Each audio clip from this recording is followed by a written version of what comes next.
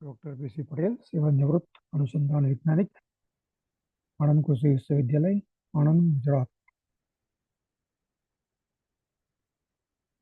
The topic of my YouTube: मिट्टी में संतुलित पोषक तत्व, ज्यादा पैदावार और स्थिरता का राज।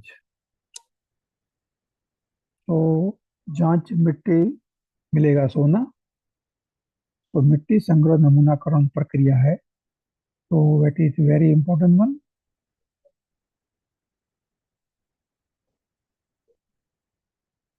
सो शीर्षक है मिट्टी में संतुलित पोषण से ज्यादा पैदावार कैसे ले। तो हमें ऑर्गेनिक खाद के बड़े फायदे हैं। तो हमने चित्र में बताया है, एक में मिट्टी स्वस्थ और फसल मस्त। सो हमें ऑर्गेनिक खाद मिट्टी में डालना चाहिए, तो उसकी वजह से मिट्टी की उपजाऊ शक्ति बढ़ती है। तो हरी खाद उसमें हमको जमीन में मिट्टी में डालना चाहिए, उससे हरी भरी फसल और उपजाऊ मिट्टी बनती है। उसमें मेजर न्यूट्रिएंट और सेकेंडरी न्यूट्रिएंट भी रहते हैं, तो वो जमीन में मिट्टी में ऐड करते हैं। सो फसल को ज़्यादा फायदा होता है। परिचय: संतुलन पोषण: मिट्टी में सभी जरूरी तत्व सही मात्रा में मौजूद। बिना संतुलन के पैदावार घटती, मिट्टी कमजोर होती। तो हमें जमीन में संतुलन पोषण ऐड करना चाहिए, डालना चाहिए।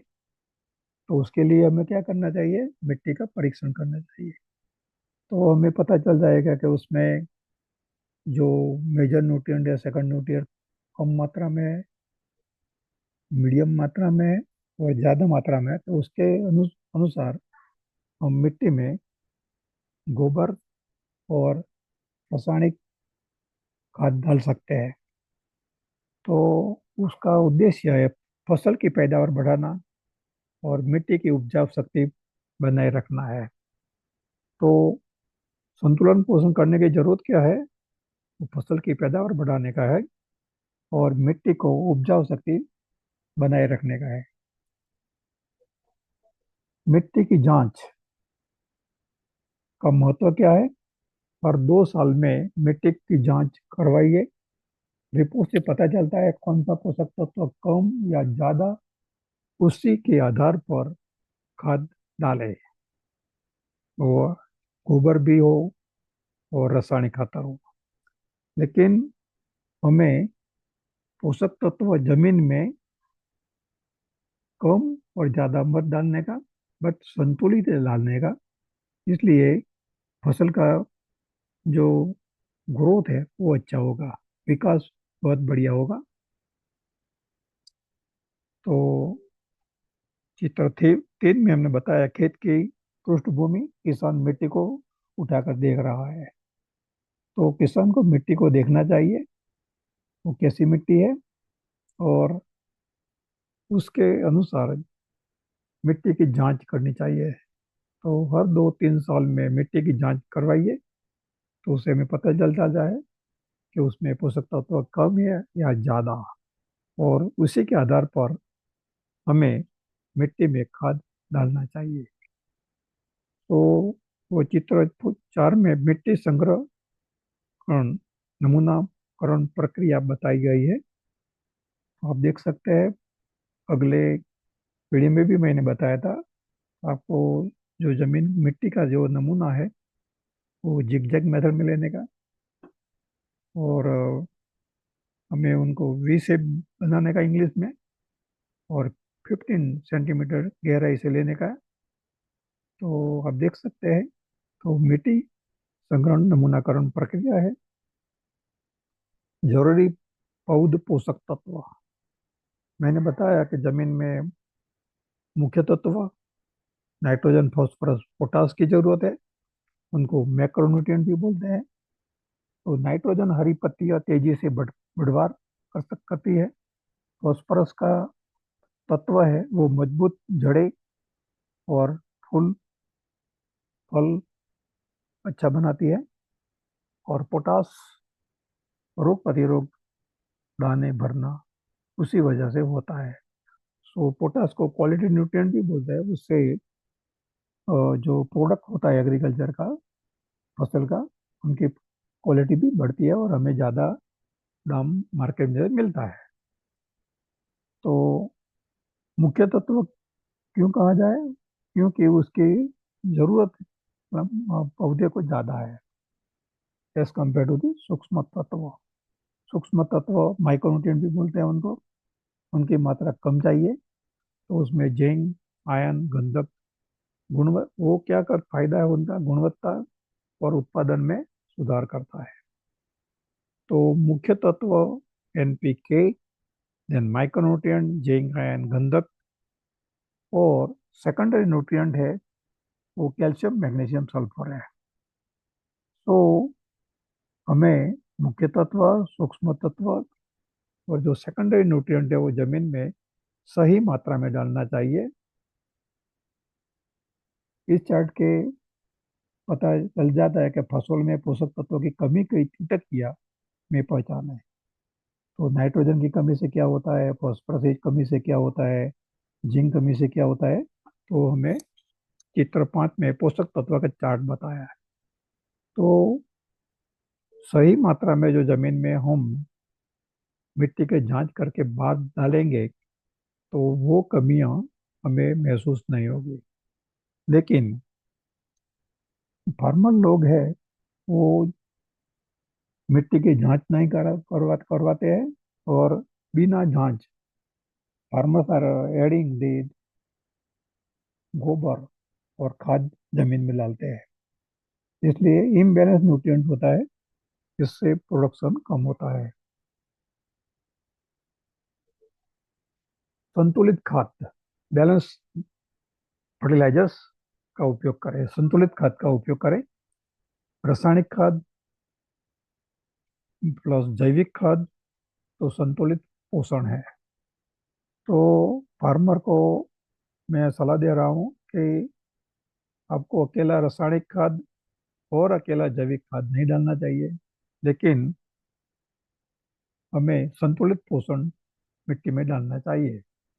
गोबर की खाद, कंपोस्ट, वर्मी कंपोस्ट, जीवामृत डालें। सूक्ष्म जीव मिट्टी को जीवंत रखते हैं।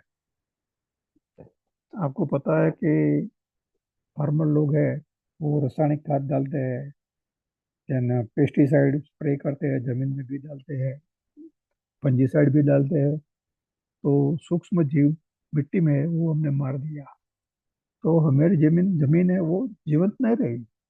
इसकी वजह से हम जो रासायनिक खाद जमीन में डालते हैं तो हमें रिस्पांस नहीं मिलता है, प्रतिभाव नहीं मिलता है जो हम रासायनिक खाद डालें।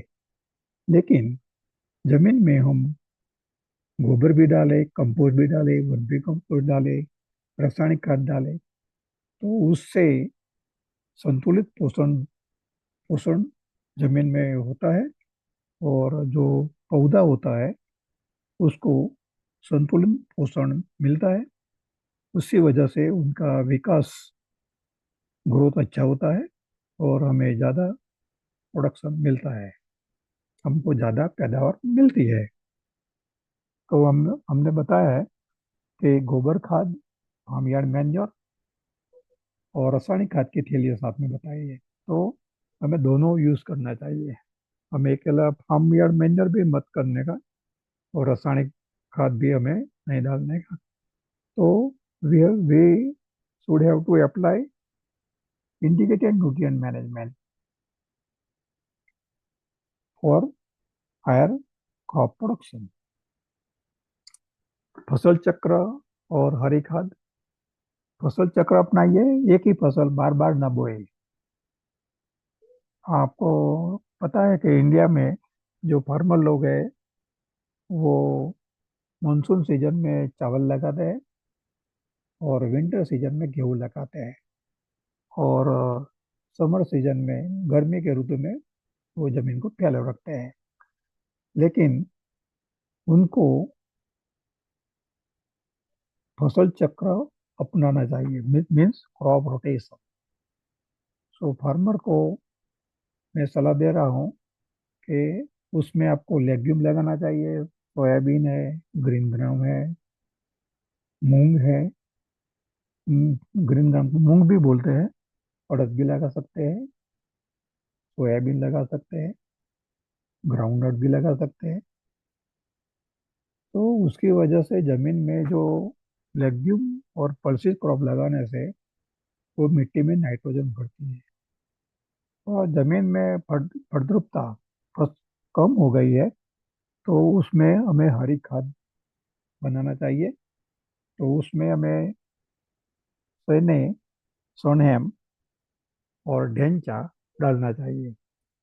सोने है वो हम नॉर्मल सॉइल में डाल सकते हैं, और ढेंचा है वो हमें प्रॉब्लम सॉइल है, सलाइन सॉइल है, अल्कलाइन सॉइल में हम ढेंचा डाल सकते हैं। और उनके हरी खाद बनाने का 40 to 45 डेज के बाद उनको जमीन में इनकॉर्पोरेट कर देने का। तो जमीन में वो खाद बढ़ेगा। तो वो उससे मिट्टी में नाइट्रोजन बढ़ती है, वो ऐड नाइट्रोजन कर सकती है। वो लेग्यूमिनस है वो। यह जैविक रूप से मिट्टी को सुधारती है। तो it is a biological form, it improve the soil. तो ये जैविक रूप है, बायोलॉजिकल रूप है, उससे मिट्टी को सुधारती है। किसान ढेंचा ढेंचा की हरी खाद खेत में दबाकर बढ़ाए मिट्टी की उपजाऊ क्षमता। तो उससे क्या होता है, जो मिट्टी के जो उपजाऊ उपजाऊ क्षमता है वो बढ़ती है। तो हरी खाद वाली फसल का खेत, तो आप देख सकते हैं, वो हरी फसल हम डालते हैं तो उसमें जो चावल है उनका प्रोडक्शन बढ़ता है। उपजाऊ उपज की गुणवत्ता मिट्टी की उपजाऊ क्षमता के साथ ही फसलों की लागत कम कर किसानों की आमदनी बढ़ाने के लिए सरकार जैविक और प्राकृतिक खेती पर जोर दे रही है। जैविक खेती में हरी खाद का महत्वपूर्ण योगदान है, जिसको देखते हुए सरकार द्वारा ढेंचा के बीच किसानों को अनुदान भर भी देते हैं। ढेंचा मीन्स एकड़ बोलते हैं कुछ इनको गुजराती में। तो जमीन में ढेंचा डालना चाहिए। और मैंने बताया कि जो प्रॉब्लमेटिक सॉइल है, सलाइन अल्कलाइन सॉइल है, उसमें हमें ढेंचा डालना चाहिए। और नॉर्मल सॉइल है उसमें हमें सनी डालना चाहिए, मीन्स सनेम। तो उससे लाभ क्या होता है, ज्यादा और बेहतर पैदावार होती है, मिट्टी की लंबी उम्र होती है, रासायनिक खाद पर कम खर्च होता है, और मौसम के बाहर से फसल को बचाना है। तो उनका वो सभी लाभ है, ज्यादा और बेहतर पैदावार, मिट्टी की लंबी उम्र, मेरी जमीन जो है वो ज्यादा टाइम प्रोडक्टिव रहती है, सस्टेनेबल रहती है, रासायनिक खाद पर कम खर्च होता है। आपको पता है कि हम मार्केट से जो खाद लाते हैं रासायनिक, तो उनका पैसा हमें देना पड़ता है। तो हम गोबर डालें, दूसरा हरा खाद डालें, तो उसकी वजह से हमें रासायनिक खाद की जरूरत कम पड़ती है। तो उससे कम खर्चा होता है। और जो एग्रीकल्चर फार्मिंग है वो उसमें हमें ज़्यादा प्रॉफिट मिलता है, नफा मिलता है। तो मौसम की मार से फसल को बचाना है। आपको पता है कि ग्लोबल वार्मिंग की वजह से ज़्यादा गर्मी भी पड़ती है, ज़्यादा बारिश भी पड़ता है, कभी बारिश कम भी पड़ता है। तो उस इसी में जो हम उसमें जीवन डालें, गोबर डालेंगे, देन जीवामृत डालेंगे, तो वो मौसम की मार से फसल को बचा सकते हैं। नमी और मल्चिंग, समय पर सिंचाई करना चाहिए। जो पौधा चाहे चाहे तभी हमको पानी देना चाहिए। मल्चिंग में फसल अवशेष, पुआल, पत्तियां नमी बनाए रखती है। तो मल्चिंग से हमें फायदा होता, तो मल्चिंग में हम फसल का अवशेष करें। जो राइस होता है, जो पुआल होता है और वीट होता है, उसका भी हम उपयोग कर सकते हैं। जो हम्म, पेड़ है उसका भी, पत्तियों का भी हम यूज कर सकते हैं, और पौधे का पत्तियों का भी हम उपयोग कर सकते हैं। तो उससे हम टेम्परेचर मेंटेन करते हैं और वीडिंग भी कम होता है, और जो पैदावार है वो बढ़ती है। और गर्मी और ठंड में भी पौधों की रक्षा करती है। तो मल्चिंग से जब ज़्यादा गर्मी है और ज़्यादा ठंड होती है तब हम पौधों की रक्षा करते हैं। मल्चिंग हमें करना चाहिए। आप देख सकते हैं चित्र 8 में, मल्चिंग विधि से करें खरबूजे की खेती, होगा बम्पर उत्पादन, 3 महीने में किसान बनेंगे लखपति। तो आपको लखपति बनने का है तो आपको मल्चिंग करना चाहिए। तो आपको ज़्यादा पैदावार मिलेगी खरबूजे की, और आपको पैसा ज़्यादा बनेगा, और आप लखपति भी बन सकते हैं। देन चित्र 9, लोड टनल और मल्चिंग विधि से कैसे सब्जियां उगाए मिर्च की फसल मल्चिंग से। तो जो फार्मर है उस फार्मर ने प्लास्टिक मल्च लगाया और उसने क्या लगाया, मिर्च लगाया, तो उससे उनको पैदावार ज़्यादा मिलेगी और फायदा ज़्यादा होगा, और खेती है उसमें ज़्यादा प्रोडक्शन मिलेगा। तो उनको प्रोडक्शन ज़्यादा मिलेगा तो किसान को अब आमदनी है वो बढ़ती है। तो निष्कर्ष क्या है, मिट्टी की सेहत किसान की सेहत। तो वो हमें वो याद रखने का कि जो जो मेरी हमारी जो जमीन है, धरती माता है, उनको हम की सेहत अच्छी रखेंगे तो किसान की सेहत भी अच्छी रहेगी। और संतुलित पोषण, balance nutrition is very important. So संतुलन पोषण से फसल भी खुश और किसान भी खुश।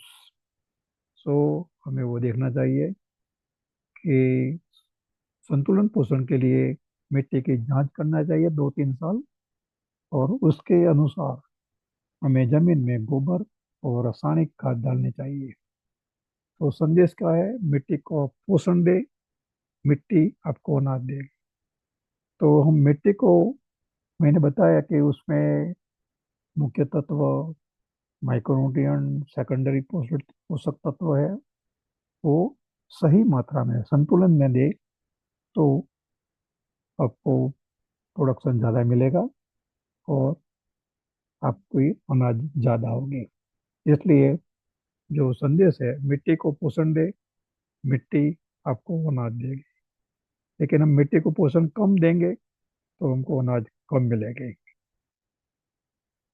अंत में, यदि यह वीडियो उपयोगी लगे तो लाइक शेयर करें और सब्सक्राइब जरूर करें। तो मैं आपको विनती करता हूँ कि मेरी जो यूट्यूब आपको अच्छी लगी तो सब्सक्राइब करने का मत भूलिए।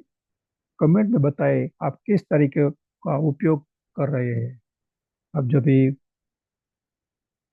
फार्मिंग कर रहे हैं तो उसमें किस तरीके का उपयोग करते हैं। आप मल्चिंग का उपयोग करते हैं, मिट्टी की जांच करते हैं, तो वो सभी देखने का और हमें कमेंट में बताने का। और आपका जो कोई क्वेश्चन होगा, कोई प्रॉब्लम होगा खेती में, तो मुझे बता सकते हैं। तो मेरा नाम है डॉक्टर पीसी पटेल, सेवानिवृत्त अनुसंधान वैज्ञानिक।